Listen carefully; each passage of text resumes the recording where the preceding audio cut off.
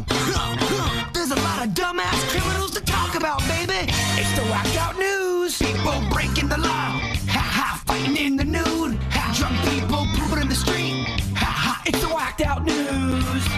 So many people on meth.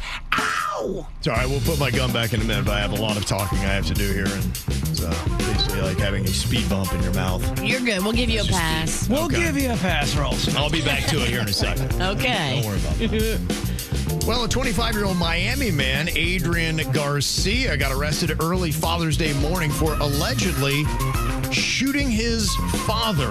Oh, no. On Father's Day? On Father's Day, yes. Doing it wrong. Neighbors reported hearing 2 gunshots. Police said initial accounts were conflicting, but detectives determined Garcia was the shooter. Happy Father's Day, Pops. Bang, bang. Oh, Lord. He was booked on a felony attempted murder charge. Okay, that's good. He didn't take Dad out? No, his dad is hospitalized. His wife is by his side. Motive still unknown, but wow.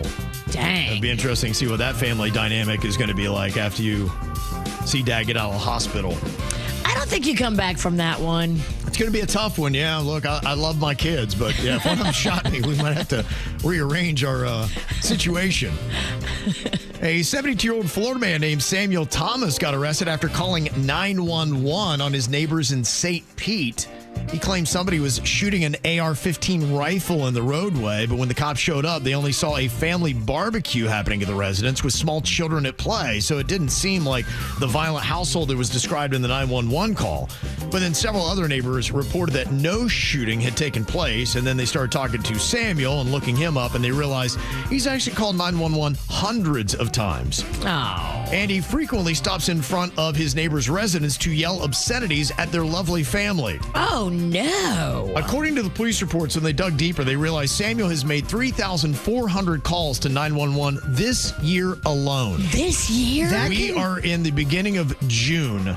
3,400 calls this year alone. That can get you thrown in the clink, man. 16,000 calls in the last 5 years. Is he mentally ill or is he just an a-hole? He's an a-hole. They did a mental evaluation on him, and they said there's no evidence of any mental health issues. That means you're a raging a-hole. Okay, then take him to jail. Yeah, you got to go to jail for misuse of 911. It's unclear what all the complaining was about, but 647 of the 3,400 calls this year were targeted at the neighbor having the barbecue with the 2 young kids. He's accused them of narcotic sales, firearms usage, disorderly conduct, and suspicious activity. But here's the whole thing. In addition to his own using 911 inappropriately, he has also been arrested and charged with resisting arrest. He got into a fight with the officers when they tried to handcuff him for the 911 call. And then they looked up his rap sheet, which includes battery convictions, DUI, pot possession, disorderly intoxication, passing bad checks, violating probation, and failure to return rented merchandise. Oh, he is just a messy girl. You want to talk about you have a terrible neighbor? Keep it together. See, that's the nightmare when you realize you live by someone like that. Mm-hmm. Damn, you're right. Well, a weird place to find a gator. Wasn't in Florida, wasn't in Louisiana, wasn't even in the Carolinas. It was in Virginia at a motel on Richmond Highway. This 6-foot gator was just roaming outside. Police say it escaped from a pet owner that was driving it from New York to a North Carolina zoo. What, did he just put it in the passenger seat? The weird thing was I saw the handler, and he was walking the gator like it was a dog on a leash. It was just walking right next to him. Okay, you got me. Let's go on to the zoo. Oh, my gosh. It's kind of crazy. It's very odd. Your gator voice, though, is on point. Okay. I do like that. It's a dead gator impersonation.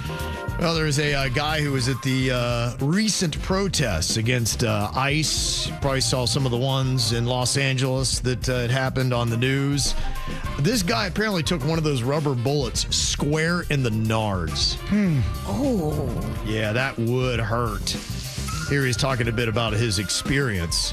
The cop right next to him had a gun aimed and shot. He was like 2-3 feet away. Right now I'm at home. The injury was sustained to my groin, left testicle, and my right testicle was actually shattered. They somewhat fixed it, so it should have some function, but it's still very badly damaged. 2 terrible words, shattered and nuts. His nards sound like it's kind of like the Death Star now. It's kind of being Probably rebuilt. looked exactly like that, yeah. Wow. In his pants. I feel your Kaboom. pain. I've been taken out before. Those rubber bullets are no joke. Remember there was that girl in Fort Lauderdale when they had, in 2020, some of the protests that had happened in Fort Lauderdale, and she caught a rubber bullet in the face. It was a big lawsuit. And her whole face was black and blue. Eye was swollen. I do remember that. So those kind of bullets, they're just to kind of stop you, not to completely maim you? It sounds like he got maimed. They're not supposed to kill you, but I mean, they arguably cause a good bit of damage. I've seen where they have bean bags. Somehow the guns shoot that as well. Bean bags, I've seen those. They might want to examine the use of rubber bullets because, yeah, those things are pretty nasty. If you get hit in the face or in the nards. Well, I got hit with a paintball from Virginia, and that I really thought my left nard was shattered forever. It felt like it. It was the worst pain I've ever experienced. I could not imagine a rubber bullet there. Yeah. That would be so much worse. Mm-hmm. Yeah. Well, can you see why some people are upset about this new Wendy's ad that they have? Finally, they have arrived. A whole new lineup of delicious Frosty Swirls and Frosty Fusions. Yes, the doorbell.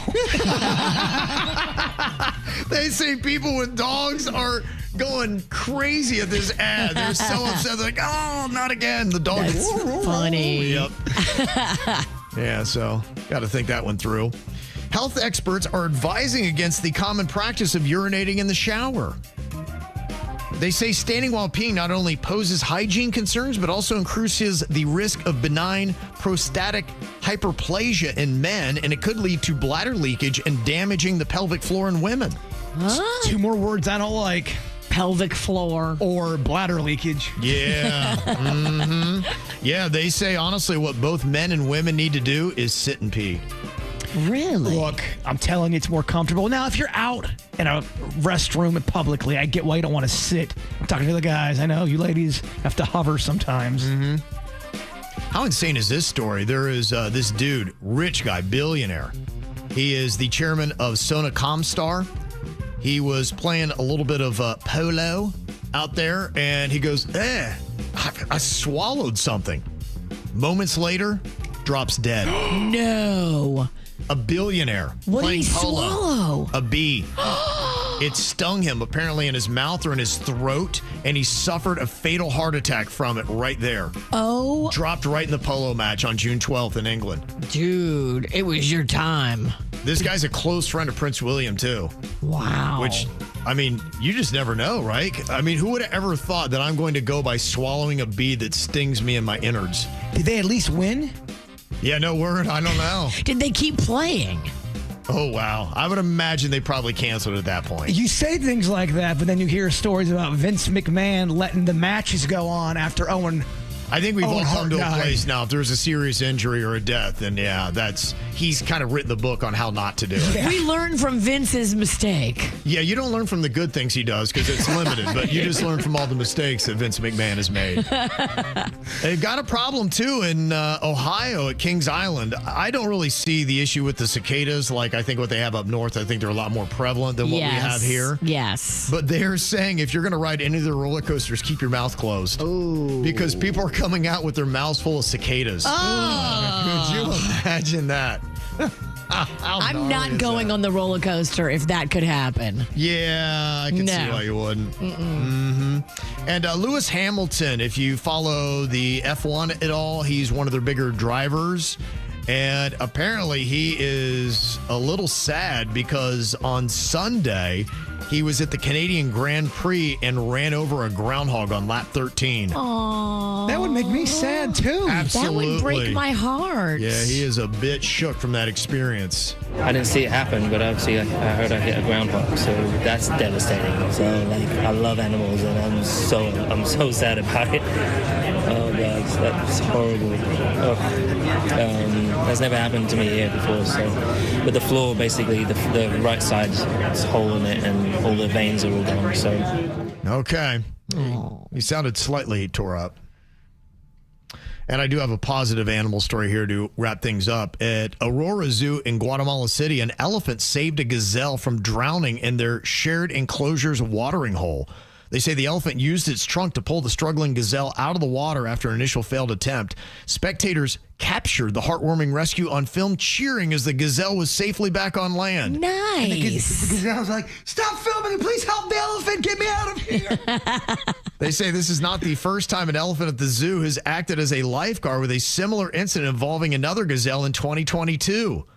A zookeeper swiftly intervened during the rescue. While the enclosure's waterhole may need adjustments, visitors can be rest assured that there is a large and vigilant lifeguard on duty. These gazelles are a little too big for their britches. Stay out Okay. the water. All right. Get it together. And these elephants have sensitive emotions. They mourn the death of loved ones. They do have a protection in there. Yeah. This is not the first time an elephant has saved another animal. They're They're amazing sweeties. animals. They are. amazing animals. This is how we